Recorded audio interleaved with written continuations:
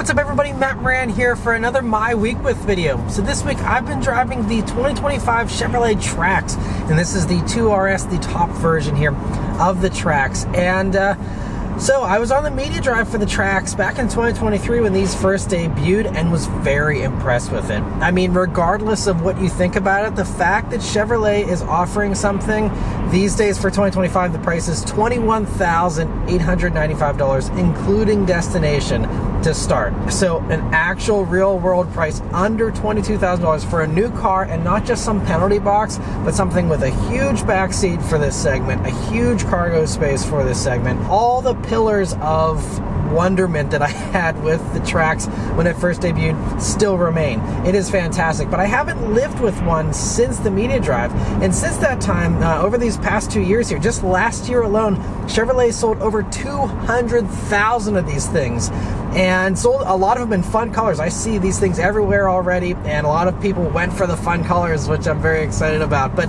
so clearly over 200,000 people just last year alone really love this, and clearly a vehicle that sells well, is an indication that it is a success, it is well done, and is worth considering. So I mean, on its record alone, this vehicle already holds up and already is very, very impressive.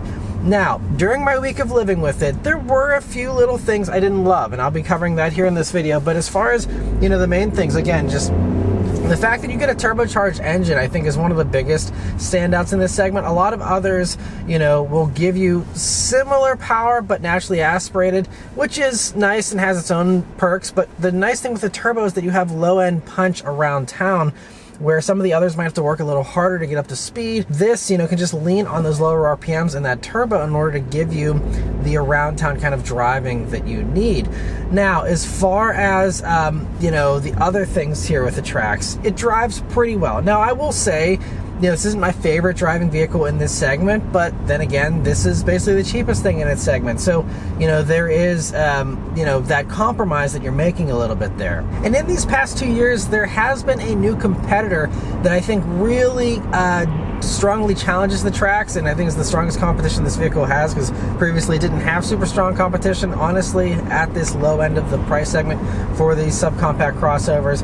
But as far as my takeaways first on Trax, aside from, again, all the really good stuff, there were a few things that I noticed. Now, the first thing is that in the rain, I didn't feel like I had a lot of grip. Now, these are, regular, ordinary tires. It's not like we have some cheap knockoff tires or anything, but it just felt like my mechanical grip wasn't very good. And I'm guessing that's just suspension tuning. Whenever I was driving on the highway in the rain, there was times where I just didn't have full confidence in the vehicle. Now, it never scared me. It never was slipping or anything aside from just accelerating from a stop in the rain.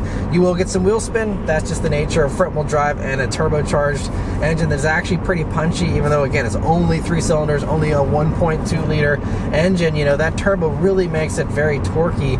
And, I think we have like 162 pound-feet of torque in this thing. I mean, it's strong. And so, but aside from that, it never worried me. It was just the fact that I could tell that I had pretty low limits in this, and most of the other vehicles in this segment, I don't have those thoughts whenever I'm driving it. Again, something you're not gonna, really worry about unless you're in a hurry or something. But just one thing that I noticed, one thing that you might notice more in regular use is the laggy infotainment system. And even just like going up on the volume selector, like it was slow with reflecting that change on the screen.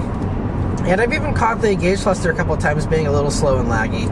And, it's not a huge deal. Again, there's a lot of things you can excuse whenever, again, you say, but the price is under $22,000. Obviously, this one has tested, by the way, for this fully loaded 2RS with the adaptive cruise control, extra safety package, the sunroof, all that comes out to just over $27,000, which also is phenomenal, because fully loaded versions of most of its competition are going to be really close to 30 grand or above, honestly, for some of them. And with this, we get a heated steering wheel, we get heated seats and all that. The laggy infotainment, I mean, I appreciate that it's a good size, and as far as like Apple CarPlay connectivity, it never glitched out on me, it never dropped the connection. So, and that is something that other car companies and other vehicles struggle with. So, it is commendable that it's pretty good with that. It's just, again, whenever I change the volume and it like takes 3 seconds to reflect that on the screen, just, doesn't leave you with a great feeling. And I don't know, why they went cheap on the processor or whatever it is behind the scenes that's causing that lag.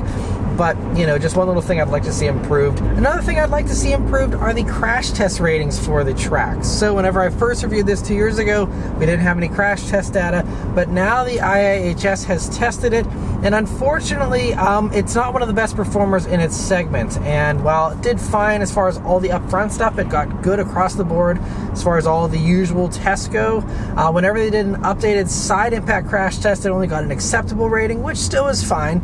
It's not a bad rating, it's just not the best. But the real downfall, in my opinion, is the fact that for the updated moderate overlap, where it focuses on rear passenger safety, making sure that back seat belt is really good for kids and all that in particular, this vehicle got a poor rating.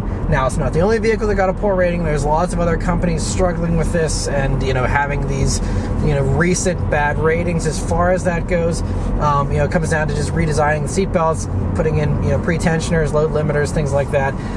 And this just doesn't have that stuff yet. So, that's something that can be improved, I think, and I hope that Chevy, I know this again is a low-cost vehicle, maybe they won't go to the bother of adding in those extra cost things in order to bring that rating up, but I would like to see, this again just be a little bit better as far as its crash test safety ratings, especially considering, it's primarily, again, focused on, again, improving that rating that does keep kids safer in the back. So that's the only little thing that I really, don't love about the Trax. It comes down to how much you care about safety, but for me, that's just one thing that is now a little bit of a ding on the otherwise very beautiful picture here of the Trax. And the last little thing to mention here as far as my takeaways from the week are my fuel economy that I got. So these are rated at 28 mpg in the city, 32 on the highway, and 30 combined. And in my week of driving here, I've been getting a 26.4 mpg, which isn't too bad. I do typically get 1 to 2 mpg less than the city rating in my usual driving and my usual tests. So this falls in line with that, or about 1.5 under the city rating. But I did do a slight bit more highway driving than I usually do, so I was hoping to get closer to that city rating. And, I just have to say the fact that this is a 1.2 liter 3-cylinder, and yes, it has a turbo on it, but the fact that we're only getting 26 in suburban, usual kind of driving, in a vehicle that also is pretty light, that's front-wheel drive, I still feel like there's more efficiency to be gained from this motor. It just seems like it's, just a little bit of an underwhelming fuel economy rating, considering a lot of other vehicles, again, have no problem, getting much closer to 30, cracking into the 30s, and with stuff like the Toyota Corolla Cross Hybrid, for example, you can get, a hybrid powertrain and get, even better fuel economy here. So, obviously, again, those are going to be more expensive and all that, but just worth noting, that you do save here in this, but, fuel economy is not going to be one area where you're saving compared to the other competitors. And then, speaking of the competition, the last thing to mention here, I didn't want to go into a whole new competitor comparison because I covered that mostly in the original review. I'll link that at the end of this video if you want to hear all my thoughts on the specs and on everything here with the Trax that I didn't cover in this video. But there is the one new competitor since I filmed that Trax review that is very impressive, and that is the new Nissan Kicks. It starts at just over $23,000, like $23,220 or so. So it comes in like $1,300 more expensive than this. So it is more expensive. And if you're looking for the cheapest thing, or you just want the best value, I still think this is probably the best value, because the Kicks, actually gives you less power. This gives you more power, gives you the turbo. And, I think also gives you a tiny bit more space than the Kicks. The Kicks is really close, though. It is also massively improved for the new Kicks as far as, rear leg room and as far as cargo space.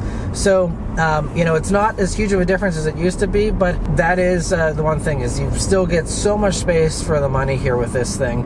And, do it at such a low price. It is very, very impressive. But I do really like Kicks. The main reasons why I love Kicks are the fact that, the infotainment is a little bit better in the Kicks. It's a little bit of a nicer interior. There's more soft touch materials, more padding, things like that. And the really nice thing is that the Kicks is offered with all-wheel drive, which, front-wheel drive is fine, but like I said, even, in rainy spring conditions here, I was experiencing quite a bit of wheel spin. And if you live in a place that ever experiences any kind of snow especially, but even, again, in the rain, it would just be nice to have that all-wheel drive. And with Chevy, the answer is to go for the Trailblazer, which is smaller than this vehicle, which is more expensive, obviously, than this vehicle. And it's just not as good, honestly. The interior is not as impressive. Just, you know, the Trailblazer is not a good competitor in this segment, but that's all Chevy has to offer right now if you want all-wheel drive.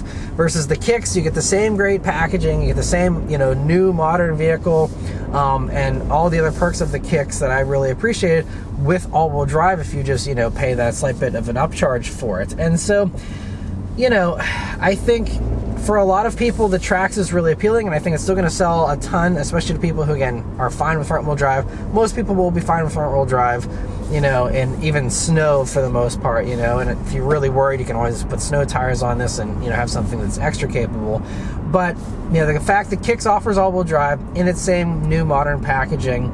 I also observed slightly better fuel economy in the Kicks, and, you know, it still has enough power, even though it doesn't have the turbo punch of this. It's enough power, and for this segment, you know, no one needs a hot rod anyway. So, you know, if it were my money, I think I would probably spend the extra $1,300 and go for a Kicks, even if it's a front-wheel drive version, just because I think the ride was also a little bit better in the Kicks, and again, just their seats are softer and more comfortable.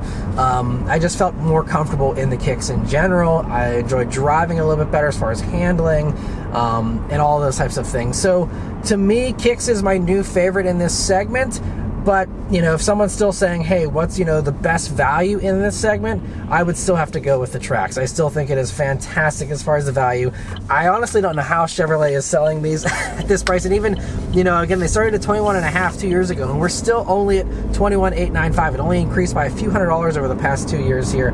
But I think Chevy knows they have lightning in a bottle here with, again, selling 200,000 of these things last year. This also, I have to just commend Chevy. And in times where other car companies are getting rid of base trims and everything's getting more and more expensive, while people are complaining very loudly that cars have gotten too expensive, most other car companies seem to just be ignoring that and just doing whatever they're going to do, and, you know, it is what it is. Chevy really has a passion for affordable vehicles. We see this with their EVs, we see this with, again, stuff like the Trax here, and, you know, I just think that it's very commendable. And again, the fact this isn't a penalty box, it has a huge back seat for the segment, a huge cargo area, and they do it all at this price point and give you the turbo. I mean, it is still so much car, and so I really have to take my hat off to Chevrolet for such an impressive offering still. And even 2 years later, it's just as impressive as it was 2 years ago. And yeah, still very much impressed and really like the Trax here. So anyway, that's all of my thoughts here on the 2025 Chevrolet Trax. Let me know your thoughts on it in the comments below. Be sure to, again, go watch my full review on the Trax if you want to hear more thoughts on that, as well as my thoughts on the Kicks and on the Buick Envista, the nicer version of this that I also spent a week with last year. But anyway, thank you all very much for watching. Huge thanks to Chevrolet for providing me here with this vehicle, and I'll see you guys in the next one. Take care.